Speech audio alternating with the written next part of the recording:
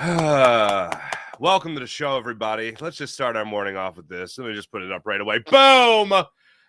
Cooper DeJean tackling Derrick Henry, as the kids say, hanging in the Louvre. Actually, I have some cousins going over to Paris next week, and maybe I'll give it to them. They can just take it over there and then, put it in the Louvre. This was an awesome Philadelphia Eagles win. This was another clutch fourth quarter performance by Saquon Barkley. This was another clutch performance by the Philadelphia Eagles defense. This was another amazing game by your linebackers. This was everything that we talked about Friday, people being put to the test, passed with flying colors. Everyone that was tested. Nolan Smith, ladies and gentlemen. Nolan Smith should have had 2 sacks in this game. One was taken away. I think that was the Avonte Maddox hold. But, we'll get to that later. But when it came to this team being tested, Nolan Smith, more so than anybody in terms of filling in for Brandon Graham. Nolan Smith, going into yesterday's game, has played 66% of the snaps. 44% of the snaps for the Philadelphia Eagles this season. It's certainly not a lot. 44% of the snaps defensively is what he has averaged this season. That's Nolan Smith. Yesterday, he played 81% of the snaps defensively for the Philadelphia Eagles. And I only say defensively because I'm not talking about special teams. He had a great game yesterday. Zach Bond and Nakobe Dean combining for 23 tackles is exactly what you needed in a game where you're going to be facing Derrick Henry of the Baltimore Ravens. And the Eagles kept him in check. It wasn't they stopped him, still at 88 yards. It's pretty damn good. But it wasn't a Derrick Henry go-off game. It wasn't Derrick Henry coming to the rescue of the Baltimore Ravens the way that Saquon Barkley was able to do in that fourth quarter. And that's what I'm focusing on in this game. You can talk about throughout the game, defense stepping up for the Eagles throughout the game, and that was the most constant, no question. But in the second quarter of this game, the Eagles offense finally got going. Why they still struggle in the first quarter, I don't know. I'm not going to focus on that early, but they struggled in the first quarter. Go to the second quarter, all of a sudden they rattle off 14 points, and it started with a special teams play. It started with a great punt by Braden Mann, and then a great down at the 1 yard line by Sidney Brown that flipped the field and then led to, on the next possession for the Eagles, their first touchdown of the game. And then after that, they got another touchdown. This was a complete team. Everybody contributed. Everybody contributed yesterday. I know we could talk about our friend Avonte Maddox, and a lot of people are going to say he didn't contribute yesterday. You'd be right. Hey, hell, even Nelson Aguilar, he contributed yesterday by, not catching it. But yesterday's game was a complete team win. The third quarter, the Eagles only had 2 possessions. They went 3 and out in both of them. I don't know where you guys are at. And Seth was laughing at me yesterday when I said Paulie Pom-Poms, but you guys have heard me say Paulie Pom-Poms a bunch of times. I don't want to be Paulie Pom-Poms here, but it's gotten to the point where I'm like, okay, first quarter struggles out of the way. Now let's start the football game. I don't know if you guys are in that same mindset as me. Maybe you guys are more of, what the hell? I can't do that. I'm like, yeah, this sucks. I'd like them to have an opening drive touchdown. That'd be pretty awesome. Those are cool. Those are fun. Where all the game planning you did for a week, it pays off. That'd be cool. But instead, in this game, I see I think it was a run to the outside by Will Shipley. And then it was a swing pass to Britton Covey. I'm like, that's what we did all week. Our game plan going into this one was, hey, I know what we got to do. Let's give the ball to Saquon Barkley. He's going to get 12 yards out of the gate. And then don't give him the ball again. And instead, give it to Will Shipley and Britton Covey. Interesting first quarter game plan there. Interesting scripted first 15, if you will. So they got that out of the way. They score in the second quarter, nothing in the third, and then the fourth quarter. Eagles had 3 yards of offense with their first 2 possessions of the second half, which were their only 2 possessions again of the third quarter. The Eagles go into the fourth quarter, and they need to get something going. There's a drive there from the Ravens. They have the ball to start off the fourth quarter. They go from their own 5-yard line, another good special teams play, to their own 39-yard line. So not a lot doing there. They eventually have to punt the football. They get a 10-yard return by Britton Covey, and they take over. Eagles get the first down after a 2nd and 6. Jalen Hurts hits Saquon Barkley over the middle. He gets a nice little gain there. They get the first down. Then they get the penalty tacked onto it as well. So then the Eagles, later in that drive, face a 3rd and 7. A 3rd and 7. They then go back to their bread and butter. They run that little rub route across the middle with Dallas Goedert on the 3rd and 7. And Jalen Hurts, for as little as he threw the ball yesterday, this was a ball that was absolutely on the money to Dallas Goedert. He gets the reception. He goes 9 yards with it, 2 yards past the sticks, executed to perfection. The Eagles do not face a 2nd down even for the rest of the drive. Now, the rest of the drive encompassed all of 3 plays, and those 3 plays went as follows.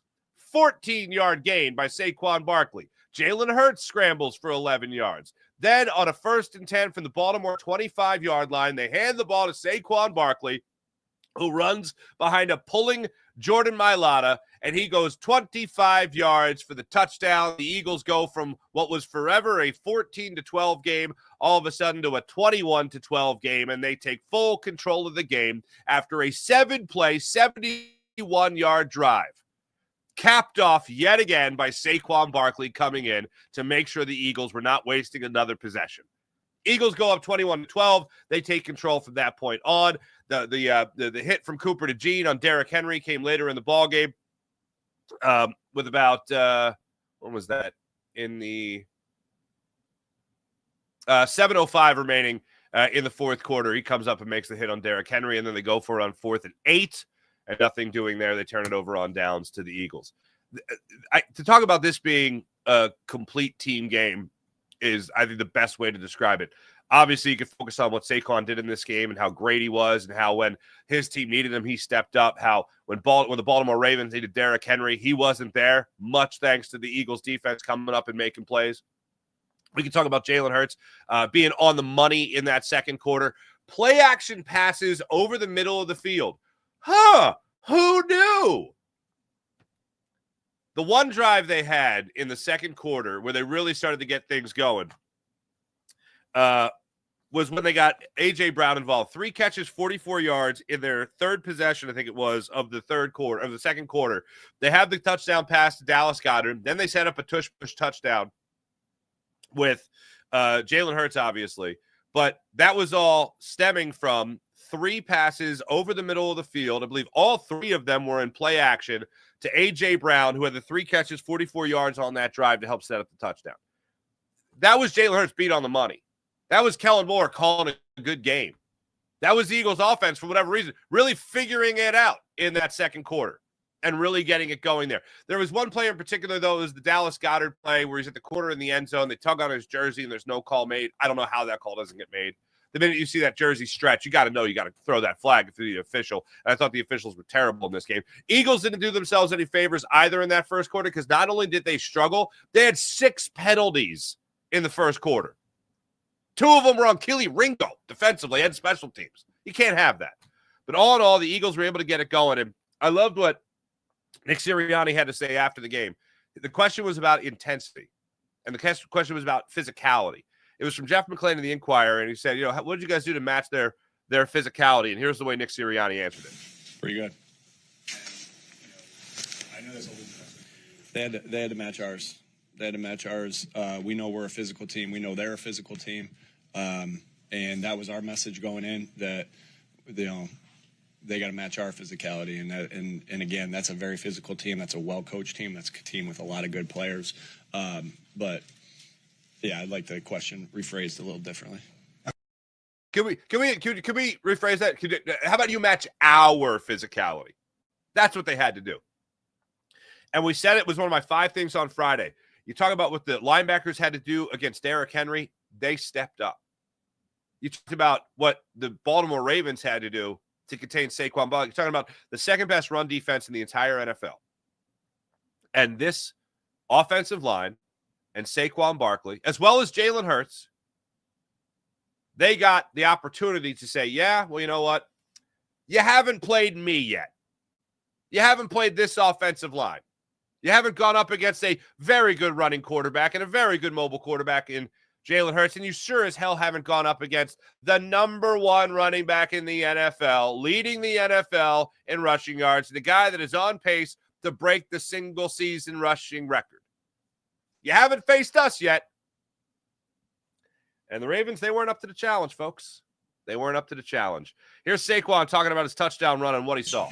Yeah, I mean, it was a great call. We have, an unbelievable offensive line. I think week in and week out, you guys are able to see that. And especially our tackles, they're able to move and how big they are and able to move at that size helps us out a lot. I kind of saw the look, just trusted that he was going to make the block, and I just ran through as fast as I can, pretty much with my eyes closed, and got to the open field. And Jahan and Paris did a really good job of running off the DBs to open up space for me, and we were able to get in zone. How much was the close? I wouldn't say it was a close, but it's called basically blind faith. I trusted so much that he's going to make the block that I just followed his hip and I just hit it full speed. Saquon Barkley this year now is on pace to break the rushing record. He's on pace for 2,124, which would make it by 9 yards. I think it was 115 for, 2,105. So he's on pace to break it by almost 20 yards, 19 to be exact. So, hey, go off against the Panthers and just keep that going. That's all. No big deal. There was one fumble from Saquon, and I don't bring that up to rip Saquon. I bring that up because after the game, there was a little miscommunication there. To keep it with Saquon Barkley while I'm talking about him, he had one fumble in this game. I'm going to let you hear the question, the answer, and then the question again, because there's a little miscommunication. I don't know who was asking the question. I couldn't recognize his voice. But Saquon was asked about how much fun he's having, whether or not he's had this much fun. And Saquon thought he was asked about fumbles. He thought the reporter said fumbles. So a moment of levity, if you will. Have you ever had more fun playing football in your life? No, I don't. I think tied my highest. Last year I had two, and two of them were one last year and one this year was caused by the ground. But yeah, that was definitely a scary moment when the ball comes out right there, and I just thought find a way, whatever way, make sure I get on the ball. But I think it helped me. I haven't been angry like that in a game since I was a little kid. I think that was able to help me get the first down on the next play. Yes. Have you ever had more fun playing football? Oh, I thought you said fumbles. Yeah, I'm having.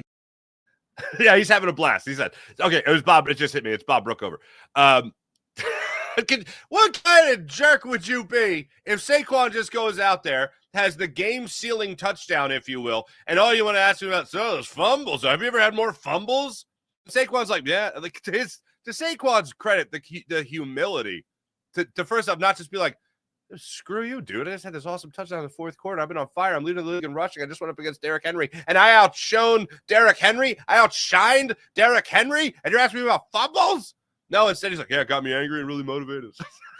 I love Saquon. He's a real PA guy. You know what I mean? He's a real Pennsylvania guy. You know what I mean? This side of the mountains, of course. I loved his answer, and even more so, I loved his game. And even beyond that, I love that he's here in Philadelphia. And I know I said this, but it's worth repeating. Saquon is an instant offense player, and the Eagles have not had an instant offense player like him, even in the same stratosphere as Terrell Owens.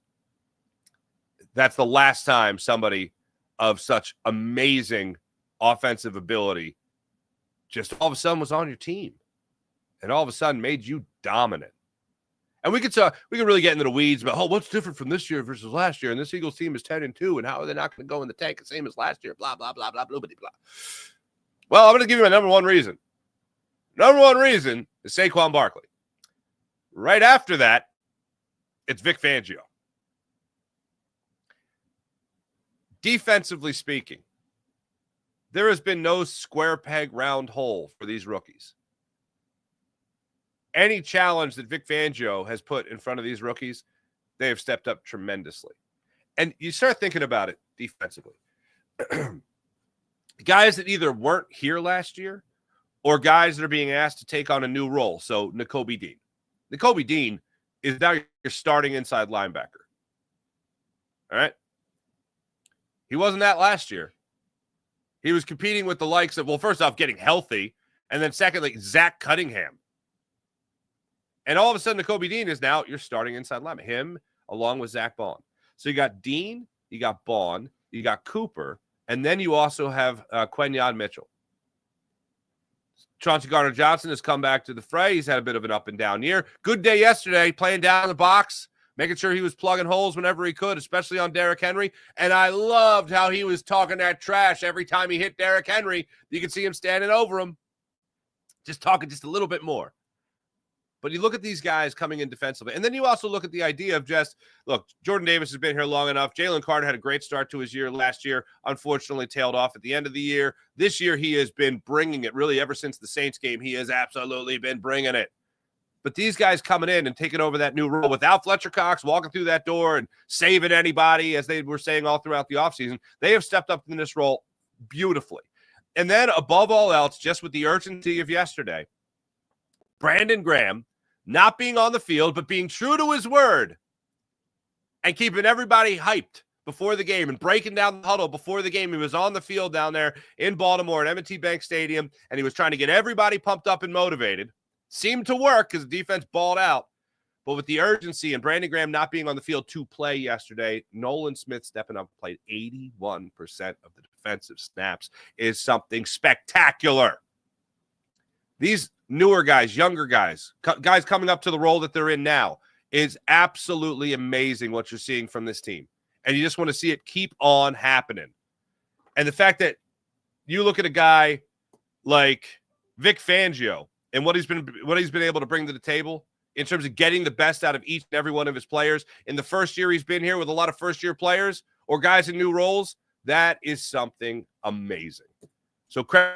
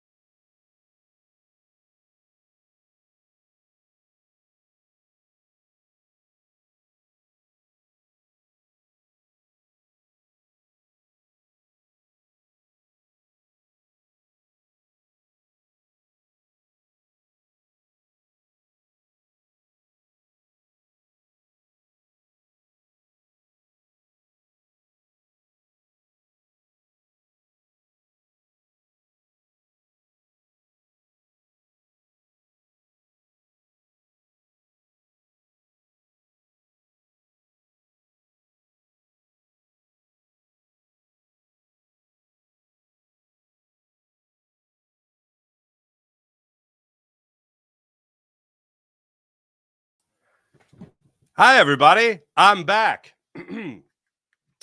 Was derailed literally by a kitten.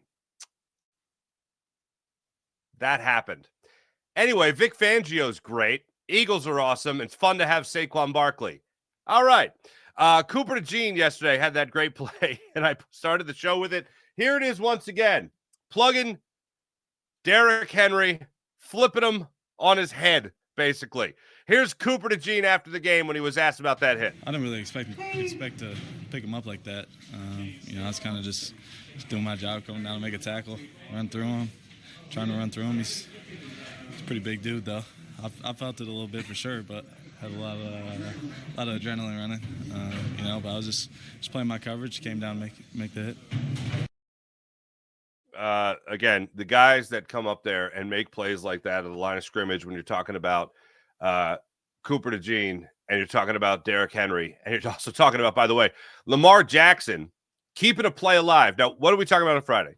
We talked about how unique this Baltimore Ravens team is. They're not just good, they're unique. The way they do things is special and it's extremely unique. For instance, Lamar Jackson's not just dropping back and throwing the football. He is extending plays. And if he's getting to the outside, he's making plays happen. On this particular play, on this third down play, you have Lamar Jackson drop back. He buys a little bit of time. He checks it down to Derrick Henry. Derrick Henry gets the ball, and all you see is green. You see Derrick Henry about to catch the ball, and you're like, this is going to be a big play. Derrick Henry's getting the ball in space. And then, like a heat-seeking missile, Coop comes in and just sticks him. Just plants him. And as he said, I didn't expect to pick him up and throw him down like that, but that's kind of the way the things played out. They went for it on fourth down. They did not get it on fourth down, and this Eagles defense just continued to roll. Hey, look, I've talked about Cooper DeJean, talked about Nick Sirianni, talked about Saquon Barkley, talked about all the amazing things that this team was able to put together in this one. But one thing we haven't talked about, I mentioned Nick Sirianni just as far as the matching intensity and matching the physicality of the Baltimore Ravens and how they had to match ours, right? Well, Nick Sirianni was asked about going for it on a 4th and 1 late in the ball game. 5:21 remaining in the fourth quarter. He had faith that his team would make it, that he had faith that his team would get something done. And I think it was the Rams game. Zach Baun, when he was mic'd up, he was caught saying, Nick trusts us to make a play. Nick trusts us to make a play. And it paid off in the Rams game. In this game, apparently Nick Sirianni had a number of players coming up to him, telling him to go for the tush-push first down with Jalen Hurts with 5:21 remaining in the fourth quarter to help seal this game for the Eagles. And here's Nick Sirianni on the decision-making. And what I love about this, I love that I'm not used to the idea of Philadelphia Eagles players being the biggest fans of Philadelphia Eagles players. Like, you could say that certainly in every locker room, there's a support group. You try to be as supportive. Every successful locker room has people, supporting one another. This team is truly this team's biggest fan. Everybody in this locker room. And that speaks to the culture that is in this locker room. And yeah, without Jason Kelce, without Fletcher Cox, that culture is still very much there. Without Brandon Graham playing, that culture is still there. And I absolutely love it. Here is what went into that decision to go for it on that 4th and 1. The guys that gave me a lot of confidence is Chauncey's like, just trust us. We'll stop them if we don't get it. And then Devontae's like, I love when Devontae tells me to just go for it. We're going to get that quarterback sneak. Devontae has nothing to do with us getting the quarterback sneak, even when he's on the field. But he's like, Coach, go for it. And you know what? That I love that about our team, that they have confidence in each other. I have confidence in them. They have confidence in each other. And that's not, again, that goes back to, that's not blind faith. That's faith based off of, results of what we've done. And so I was close to going for it. I was hesitant a little bit to go up 12. And then Devontae and Chauncey kind of nudged me over the edge right there to go for it. Good job by our offensive line. And Lane looks over at me, signals first down, gives me a thumbs up. Man, we got a tough offensive line. We got a tough defensive line. We got a tough football team. Absolutely love it. I love that Chauncey Gardner-Johnson's like, yeah, let me tell you how to run the offense. Like, in the most supportive, non-condescending way. Devontae Smith not even playing in the game yesterday, still dealing with the hamstring injury. Maybe they keep him out again against the Panthers. Hopefully they won't need him against the Panthers. But pretty amazing. Pretty amazing how supportive this team is with one another. And then all the touches Saquon Barkley's getting, the fact that the Eagles have thrown the football fewer times than any team in the NFL. They have the fewest pass attempts.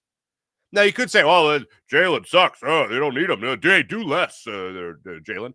Well, he also hasn't played a lot of fourth quarters this season, so that's pretty damn good. But this whole team is just wildly supportive of one another. Devontae Smith calling Saquon Barkley Superman. When you got Superman in the backfield, you give the ball to Superman. I love how supportive this team is of one another. And look, the culture is back that we were missing so much at the end of last year. And here's what's absolutely incredible.